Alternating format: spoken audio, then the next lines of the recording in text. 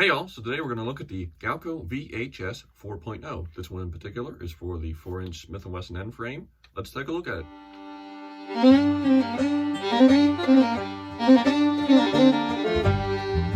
So here we are on the bench with the holster, and hang on, I don't know how that got in there. If you've seen my recent video, you know how much of a problem they've become. As I was saying, here we are on the bench looking at the VHS 4.0, or basically the Galco vertical holster system. This is the 4.0 version. They've gone through several different changes, obviously. I'm going to talk about some of the changes, not go super in depth, but I'm also going to talk about, different things I do and don't like. So let's get into it. We'll start with the straps. So the straps, for anybody that's used to Galco straps, they're pretty much what you would expect, except a few changes. The VHS systems come with the extra wide straps, which I kind of like the wide straps. In the beginning, I almost didn't like them because I didn't realize I had to, you have to adjust them so that this particular section rides right on your shoulders. That's what makes it real comfortable. Otherwise, it can kind of chafe. Once I adjusted, it was fine, but you might have to do a little more adjusting when you get them versus the regular straps, just so they sit right. But typical Galco strap set, plastic centerpiece in the back, straps go along, go through, plastic here, plastic here. That's one of the big things I kind of am on the fence about Galco, is they use a lot of plastic in their systems. I've never had any issues with them, but I'm not a big plastic fan. The one thing they changed, and again, more plastic, was the adjustments here used to be adjusted with a Chicago screw. Now they're this little plastic tab that is slightly quicker to adjust, but I do wonder in like 10 or 20 years how they'll hold up. I assume they'll hold up just fine, but I do kind of miss the Chicago screw adjustment. But again, I've not really had any issue with the little plastic tab adjustment. It is quicker, just not my personal favorite. So straps are just fine. Moving on to the holster. The holster, they've done a couple upgrades from the holster. The original Galco, the vertical shoulder holsters, did not have a tie-down strap. At least they didn't have a tie-down strap you could have from the factory. You had to order an extra kit, I'm pretty sure. I know some of the older ones, they still had, I think they still had this snap here, and you can order an extra kit that kind of attached, and it was kind of weird looking. But this version, the 4.0 version, comes with a tie-down strap right there, and it's ambidextrous. This entire system is ambidextrous. That's a nice thing about this, is you can move this to the left and to the right depending upon what side you want it to hang on your body, and you can also take the thumb brake and move it to the left and right depending upon how you want it to ride on your body. So they added that, which is a nice feature, and the reason why they didn't always have that was because they originally marketed the holster as being able to be drawn without a tie-down strap. And I'm going to show that because that's mostly true, but I'll show that later. So gun fits in the holster quite well. They do have a tension screw up here for more tension. I'm not really messing with that, so we're going to put the gun in. It's kind of awkward to draw it out of the holster with it not on my body, but I'm just going to show the gun in the holster. So thumb brake is nice and secure. In fact, a little too secure. I will show that. The thumb brake has been fairly stiff. You got to really get on it to get it open, but I guess that's a good thing. But gun fits in the holster real nice. Didn't really require a whole lot of break-in. Nice thing I like here, right? They have this little piece of leather coming up. Kind of protects the rear sight. I've talked in the past about how Smith & Wesson rear sights can be a little bit on the fragile side, not like breakable, just, it's a thin blade sticking out like that, and I've seen them chipped and broken. So that does cover it, which is nice. But yeah, so that's basically the holster. Now I'm going to talk about this. Now obviously this is not brand new. For anybody can tell, this is clearly not the same age as the rest of the holster.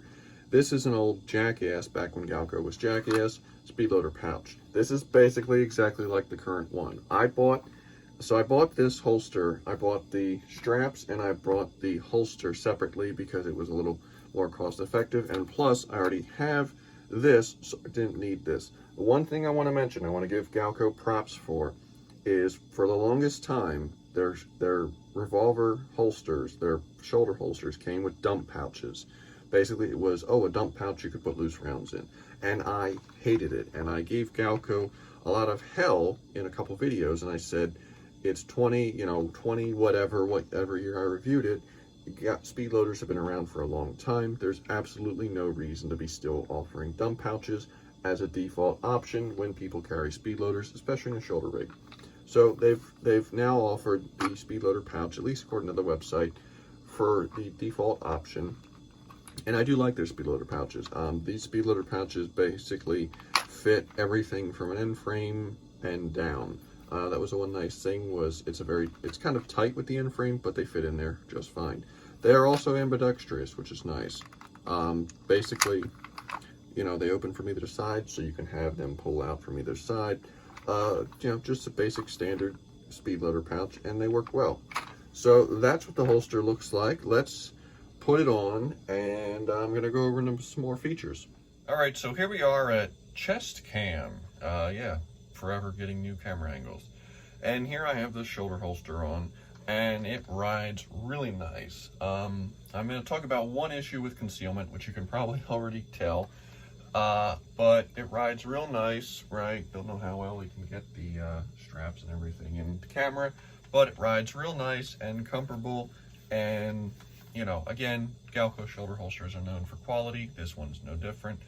So, as far as drawing the gun, that's the one thing I want to cover, because I know everybody asks, is can you draw this without the tie-down strap? Because that was the big thing that everybody was asking for, and Galco was saying you didn't need. So, tie-down strap is not attached, right? Break the thumb brake, pull the gun. You do not need the tie-down strap. Now, with that being said, you have to pull the gun in a very particular way. So I'm going to do that again. And one thing I want to mention, I was talking about the thumb brake being a little stiff. If you're using your trigger finger to brake it, it can be a little stiff. Now, it has loosened up as I've used it, but keep in mind that, you know, that might be a little stiff. You might even have to, in the very beginning, use the break it with your whole hand method. So I will show again drawing. Now I'm going to show thumb brake. You have to pull up and out. You can't do, and I'm going to show again, you can't do the pull straight forward, because it literally, like, I can pull on this as far as I want and it's stuck in there. It's not going anywhere. So with the thumb brake, or with the tie down not attached, you have to pull up and out. Now when you do that, it comes out very easily. The gun draws really easily, and again, you do not need the tie down strap, but you have to draw it. You have to draw it with a particular method to get it out of the holster.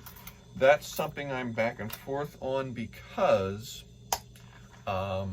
what ends up happening is, you know, obviously when I'm standing here, it's easy to draw, but when, you know, if I'm in the middle of a fight, or if I'm on the ground, that might not always be easy. And that's one of the things about vertical shoulder holsters, is as far as drawing, it can be kind of, trying to get the tie down attached, there we go. It can be kind of limiting to how you draw, depending upon where you are. So now the tie down strap is attached, right?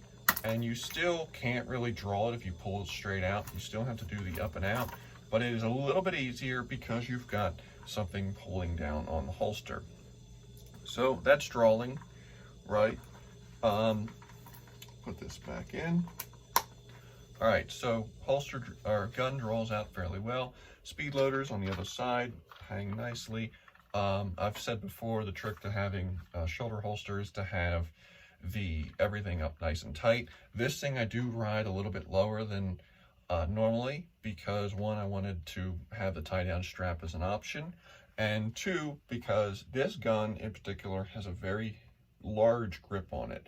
And as you can see, it does kind of stick out. And that's something to take into account when you're wearing a vertical shoulder holster, is the butt of the gun is going to be in this general area.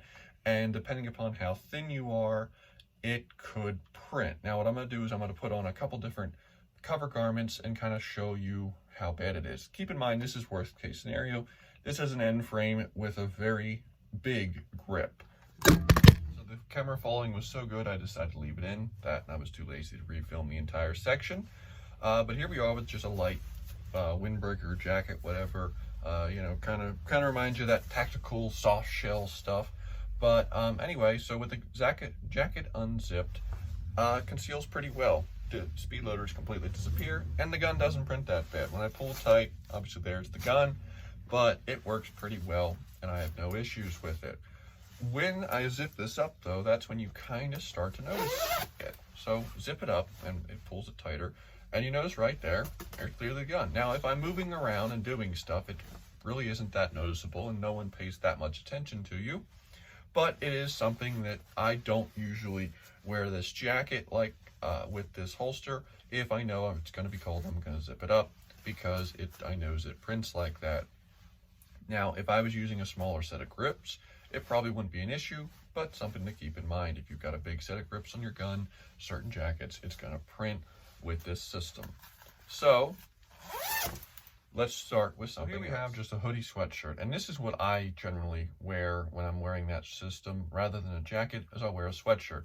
Nice thing about these is sweatshirts aren't really, they're kind of misshapen and weird when you wear them, depending upon the style you get. I usually like the looser fit ones, a little bit longer, because they're better as a coat than just a sweatshirt, because, winter coats are annoying. And it hides the gun quite well. I can, move around, and yes, the butt of the gun is still there, but it's a sweatshirt, so nobody's looking for weird lumps sticking out, because that's just how sweatshirts are. And you got a weird lump here, and there's absolutely nothing here except the speed loaders, and they completely disappear. So it kind of works. Sweatshirts are just weird and lumpy like that. But it conceals quite well with this. Again, if you pull it tight, you will notice the butt of the gun right there. But worst case scenario, large grip on the gun. That's what to be expected. Now, something I will mention with a vertical shoulder holster system. I wear a lot of pullover hoodie sweatshirts with my shoulder rigs. Generally, my shoulder rigs are the Miami Classic style, where it's a straight horizontal pull out, or my favorite kind, the downward cant, like the Jackass style, that it's actually an underpull. The reason I like them is because it's very easy to reach under a sweatshirt. There's the gun, pull the gun out. With a vertical holster system, that's not so much, that's not easily obtained. For instance, to draw this gun from a pullover sweatshirt, I would have to pull up on the sweatshirt, right? Pull all the way up, and then there's the gun. Now, I can draw the gun, right? I can draw the gun out once I've pulled up the sweatshirt, but that's not a very quick draw. So if you're going to do that, and you are insistent on wearing a pullover hoodie sweatshirt, I recommend practice, because it's not an easy thing to do, especially depending upon the situation you're in. So if you're going to wear this, I would not recommend a pullover hoodie sweatshirt, because it limits the ability to get to the gun. I'd recommend the zip front style, because that's much easier to unzip, and there's your gun, much like a jacket. So that's how it looks like with a sweatshirt. All right, so that was my thoughts on the Galco Vertical Shoulder Holster System VHS 4.0. Like I said, definitely works in certain situations. Definitely a fan of it for different clothing choices, but maybe not the greatest for others. But if you have any questions, feel free to ask them, and have a good day.